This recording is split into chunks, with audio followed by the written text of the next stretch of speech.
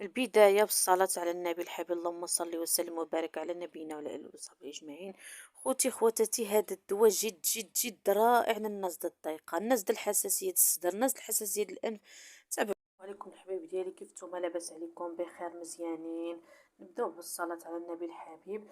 واليوم قلت نقترح عليكم بارطاجيو هذا الفيديو. الناس اللي مرضين بالحساسيه ولا عندهم وليداتهم مرضين بالحساسيه، هذا الدواء مجرب مجرب مجرب.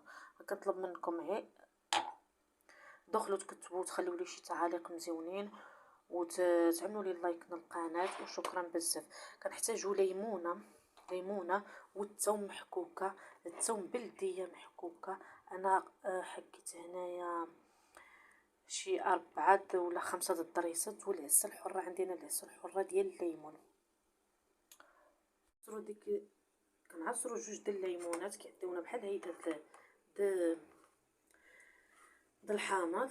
ديك الساعه كنزيدوا عليهم هاد 2 ولا 4 نعملت ديال الفصوصه ديال الثوم. موراها كنزيدوا عليهم مغروفه ديال العسل الحره، واللي ما عندوش العسل الحره كيعمل ديك العسل الفرنسيسكو حتى هي مزيانه. كنزيدوا العسل مغروفه وكنبقاو نحركوا في هذا الخليط، نحركوا فيه مزيان مزيان مزيان مزيان مزيان مزيان حتى كيرجع بحال السيروم. كيدير ديك العسل مره هذا، اما عملوه في الليل ولا في النهار ولا جوج مرات في النهار، شربوا بهذا الثوب هذا الشيء كامل بحال هكا.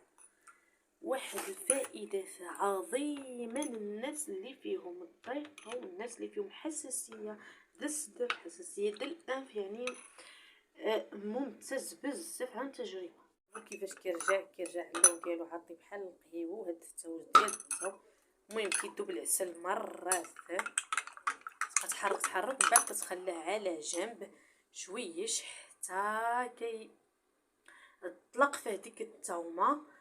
ديك الساعه كتعطيه لولدك ولا بنتك، كيجيب الله الشفاء. وداوموا عليه يعني 2 مرات 3 في السيمانه، والله لا علاج جد رائع.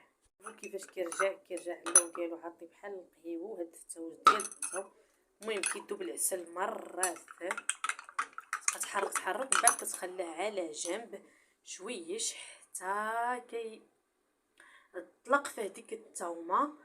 ديك الساعه كتعطيه لولدك ولا بنتك، كيجيب الله الشفاء. وداوموا عليه يعني 2 مرات 3 في السيمانه، والله لا علاج جد رائع.